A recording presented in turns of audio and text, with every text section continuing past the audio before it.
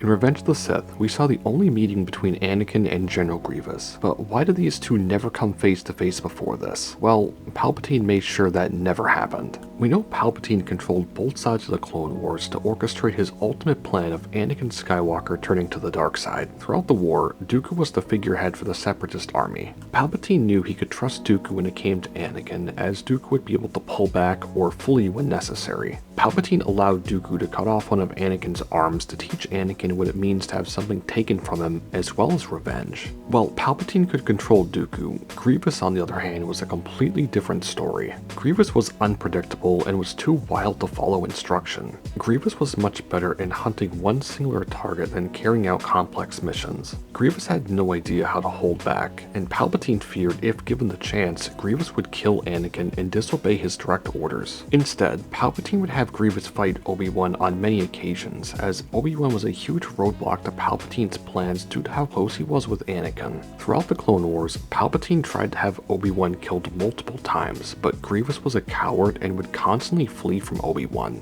Palpatine refused to let Grievous fight Anakin because he thought Grievous would damage or even kill Anakin, who was Palpatine's ultimate prize. Palpatine thought that if Grievous and Anakin fought, that his long-term plans could be completely ruined. Palpatine wanted to corrupt Anakin, so he deemed that Dooku was better suited for this task. As on the invisible hand, Palpatine instructed Dooku to toy with Anakin and allow Anakin to give in to his dark side emotions. This served as Anakin's final test to see if he was ready to take Dooku's place as Palpatine's Sith apprentice. Now you might ask, then why did Palpatine nominate Anakin to take out General Grievous in Episode 3? Well, that's because after witnessing Anakin's full power firsthand, Palpatine had a much better grasp on how far Anakin had progressed. At this point, Palpatine thought Anakin was so powerful, Grievous was no match for Anakin anymore, and that Anakin would have no problem taking out Grievous. The Jedi Council decided to send Obi-Wan to Utapau instead to take on General Grievous due to Obi-Wan's perfect Form 3 Sarisu and his experience fighting Grievous. This worked out perfectly for Palpatine, as Anakin getting passed over for the mission only left him bitter and even more frustrated with the Jedi, with this event taking place after Anakin was denied the rank of Jedi Master. Palpatine also lucked out that Obi-Wan was now separated from Anakin, so now one of Palpatine's biggest hurdles was out of the way. Palpatine could now fully enact his plan to get Anakin to turn to the dark side and create the Galactic Empire so the Sith could rule the galaxy once more. But because Palpatine didn't want his grand prize to be damaged or killed, he refused to have Grievous fight or even engage Anakin during the Clone Wars. But maybe it was because Grievous was shorter than Anakin expected, so we just never saw him.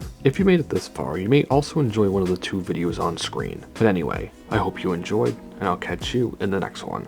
Peace.